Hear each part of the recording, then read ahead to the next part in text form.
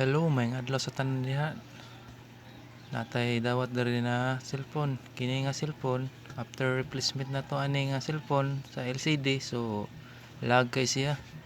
So kini nga problem is gamit kay ni sa inyo ha. So tanaw lang mo ni nga video kay murag na dyan mo makuha ani nga idea. So kini na cellphone nag-replace kog LCD, so pag test na ko sa unit akong i-open, so daghan day siya og mga kuan virus cleaner. So kini mga virus cleaner nga apps dili siya advisable sa cellphone, so maka-cause ni siya og lag.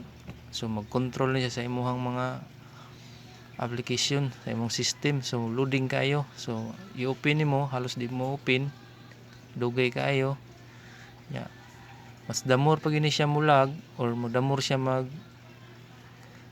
sige kuan maximize or mag-clean siya sa imong storage kung nasa data nya ang mga ads manggawas.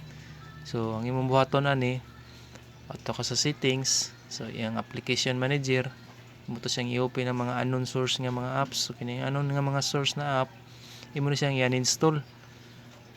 Ang ipabili nimo ani katong mga internal apps nga mismo sa factory setting nga na-install. So makita nimo kay ig-open nimo sa apps na ni siya uninstall, so imo ni ang uninstall kini siya man yung mga virus cleaner, kini SD file transfer. So dili ni siya internal storage na app, so imo ni siyang i-uninstall.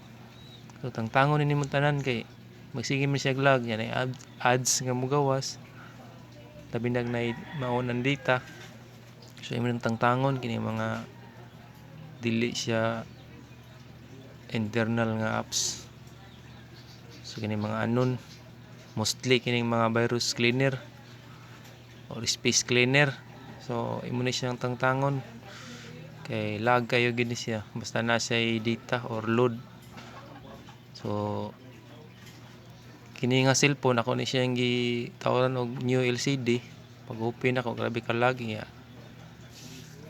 Nangailan tawag kuan sa tagiya nga inani status siyang cellphone para matabangan po nato siya. So ito na siya nga ni-install ng mga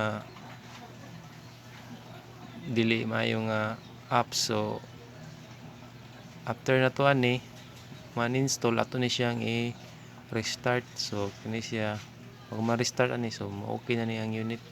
So make sure gini mo nga wala na mabilin. Tanaw nimo ni sa app manager sa settings, sa additional settings nani dito. Paki-follow, like and share. So daghang salamat sa inyong tanang suporta.